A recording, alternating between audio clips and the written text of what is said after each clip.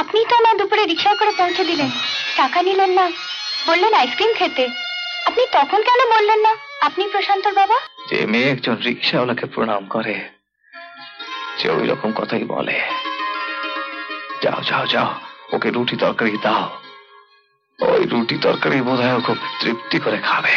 আমার এই পাপী জীবনের সঙ্গে যাদের জীবন জড়িয়েছে তাদের সবার জীবন আমি ছাড়খাড় করে দিচ্ছি। সরো। আরে আরে একই করছিস তুই প্রশান্ত? আরে আরে পাগল ছেলে, আরে থাম থাম।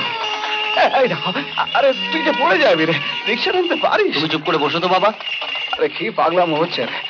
এই তোর বন্ধুরা দেখলে কি ভাববে? ভাববে ভাববে ছেলে তার বাবাকে রিক্সা চাপিয়ে বেড়াতে নিয়ে যাচ্ছে। হ্যাঁ এই দেখো এই দেখো, এই বাদর ছেলে, আরে এবার রিক্সা থামা বলছি না তো আমি ঝাঁপ দেবো। দাঁড়াও দাঁড়াও, ঝাঁপ দিও না, দাঁড়াও দাঁড়াও দাঁড়াও। পাগল ছেলে, আরে তোর মাসি যদি জানতে পারে যে তুই আমাকে ওই রিক্সায় চাপিয়ে টেনে নিয়ে গেছিস তাহলে আমার কি আর রক্ষে থাকবে রে? আচ্ছা তুই একটা কাজ কর, তুই রিক্সায় বস, হ্যাঁ আমি তোকে টেনে নিয়েছি। না, ছোটবেলা অনেক চেপেছি, এখন আর চাপবো না। তার চেয়ে তুমি বসো, আমি টানছি।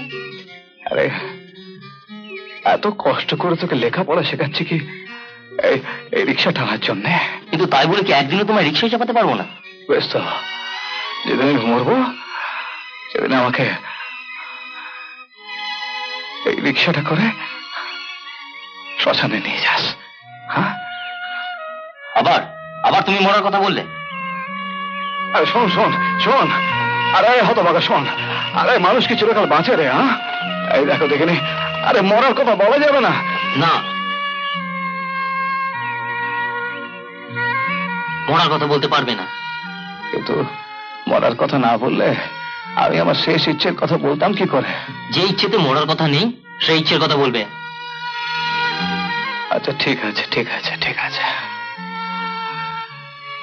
দেখ আমার শেষ ইচ্ছে যে তুই একটা কারখানায় কাজ করবি, সেখানকার ইউনিয়নের নেতা হবি, আর সেই কারখানার মালিককে বাধ্য করবে মজুদের সব প্রাপ্য পাওনা গন্ডা, তারপর ওইসব বোনাস টোনাস কি সব বলে সেসব দিতে।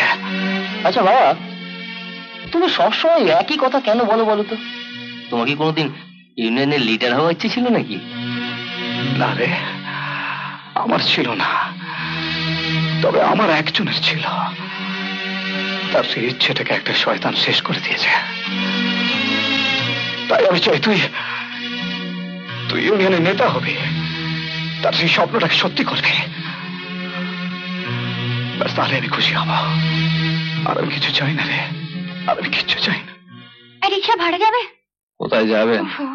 কমলা পার্ক। 5 টাকা লাগবে। আরে তুমি আমি 7 টাকা দেবো, তুমি আমার 1টার মধ্যে পৌঁছে দাও। কটা বাজে এখন? 12:35। না না না, 25 মিনিটে অদূর যাওয়া সম্ভব না। আচ্ছা আমি 10 টাকা দেবো। না না দিদিমণি, বললাম তো 15 টাকা দেবো। আশ্চর্য, আরে আমার কি পাখনা আছে দিদিমণি যে আমি উড়ে উড়ে যাব? কি মুশকিলে পড়লাম না, ঠিক সময় পৌঁছাতে না পারলে সর্বনাশ হয়ে যাবে। কারো অপেক্ষা করার কথা আছে নাকি? হ্যাঁ, বরং বাজি রাখার সম্পর্ক নাই রইল।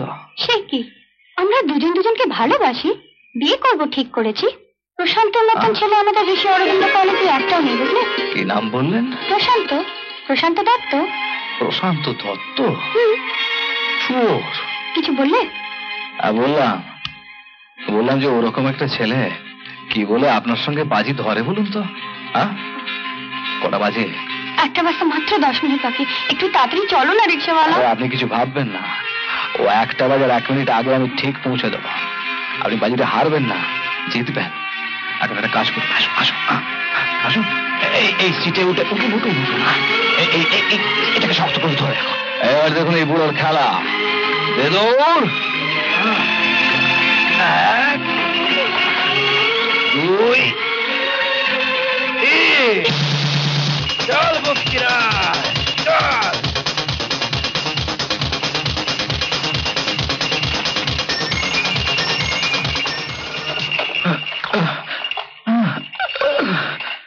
আরে বাবা, থ্যাংক ইউ, তুমি একদম ঠিক সময় পৌঁছে দিয়েছো। এই নাও। না দিদি না, আপনারা যখন বিয়ে করবেন তখন আমি নেমন্তন্ন করবেন, আমি কবজি ডুবিয়ে খাবো। কিন্তু তোমার ঠিকানা কি করে পাবো? আবার কোনোদিন পথে ঘাটে দেখা হয়ে যাবে, তখন আমায় নেমন্তন্ন করবেন। সে হবে এখন। একটা কাজ করুন, আপনার এই টাকা দিয়ে আপনারা দুজনে আইসক্রিম খান। আইসক্রিম খাবো কোন? টাকাটা রাখো না। মুশকিল। আরে আরে থাকুক না আপনার কাছে, আপনি আর দেরি করবেন না কিন্তু। আচ্ছা, তাকে দেখতে পেয়েছেন আপনি? হ্যাঁ, ওই তো ওখানে বসে। কই? ওই তো।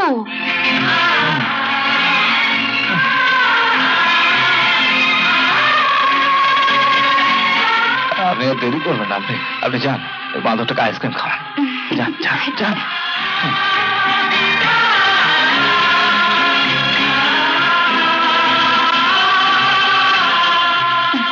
আইসক্রিম।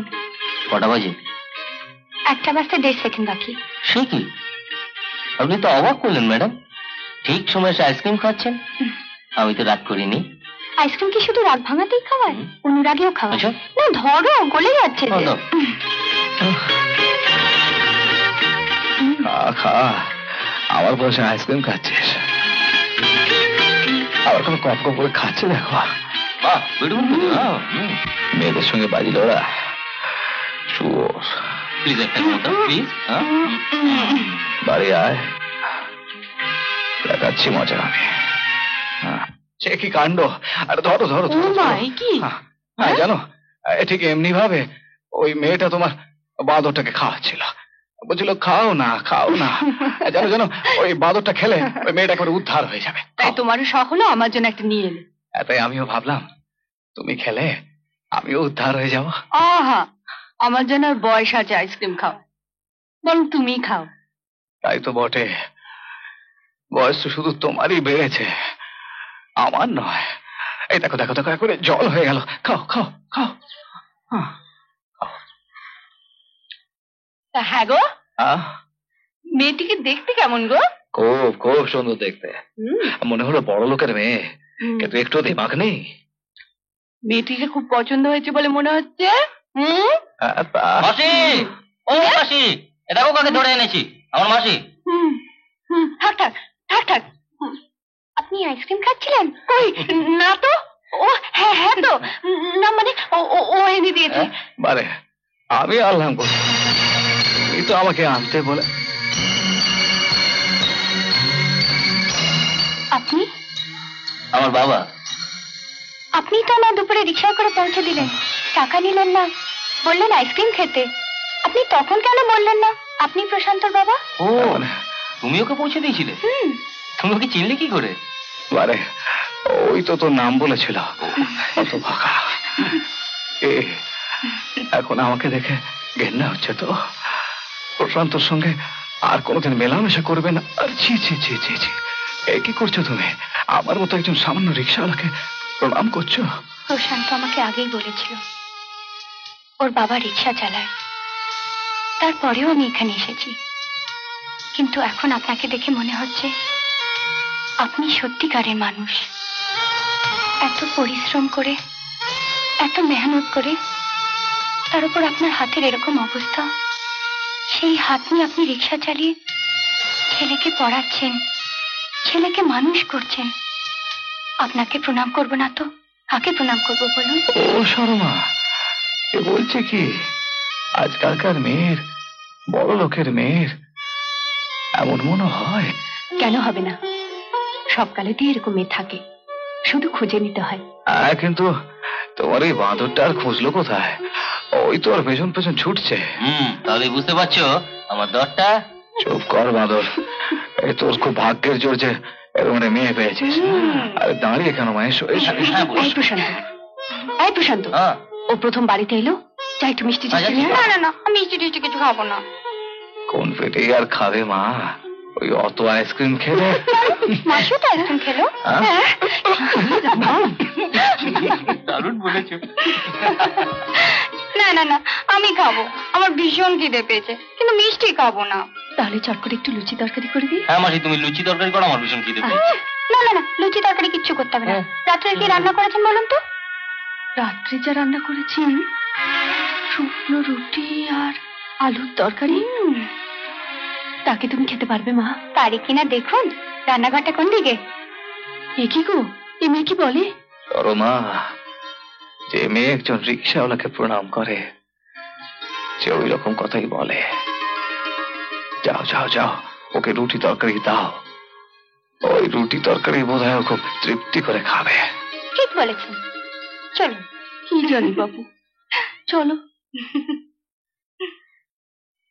যাই, আমি একটু রুটি তরকারি খেয়ে আসি। আয় বাঁদর, তুই কোথায় আছিস? হ্যাঁ, মেয়েদের পেছন পেছন আয়, এদিকে আয়, এদিকে আয়। কি বলো? কথা আছে। ওই মেয়েটি তো খুব ভালো। ওর বাবা মার সঙ্গে তো আলাপ হয়েছে? না, এখনো হয়নি। তাছাড়া ওর বাবা মার সঙ্গে আলাপ করে কি হবে? কেন? কথা বলবে তো ওর দাদু, তিনি সব বিখ্যাত ব্যবসায়ী হরেকৃষ্ণ মল্লিক।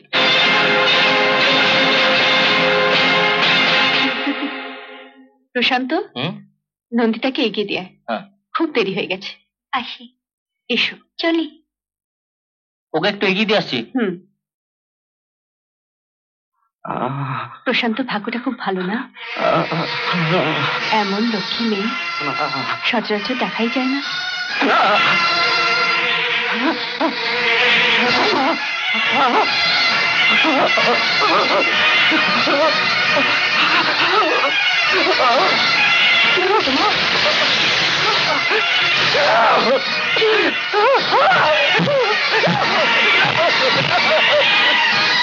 কি হয়েছে? আমার বলো, কি হয়েছে? আমার জীবনে সুখ নেই, শান্তি নেই সরো। আমার এই পাপী জীবনের সঙ্গে যাদের জীবন জড়িয়েছে তাদের সবার জীবন আমি ছাড় খাড় করে দিয়েছি সরো। আমার মা, আমার বোন, তুমি, তোমাদের সবার জীবন আমি শেষ করে দিয়েছি সরো। এবার প্রশান্ত শেষ হয়ে যাবে। কি বলছো তুমি? কেন তুমি এরকম বলছো? সরো, সরো তুমি, সরো তুমি, তুমি প্রশান্তকে নিয়ে অনেক দূরে চলে যাও, অনেক দূরে। আমার মতো একটা পাপীর জীবনের ছায়া যেন ওর উপর না পড়ে। অনেক দূরে চলে যাও সরো, অনেক দূরে, অনেক দূরে চলে যাও সরো। তোমার আমি একটা কথা বুঝতে পারছি না। কি হয়েছে তুমি বলো, কি হয়েছে? এমন আরো অনেক ভিডিও দেখতে এই চ্যানেলটি সাবস্ক্রাইব করে নিন এবং পাশের বেল আইকনটি প্রেস করে দিন।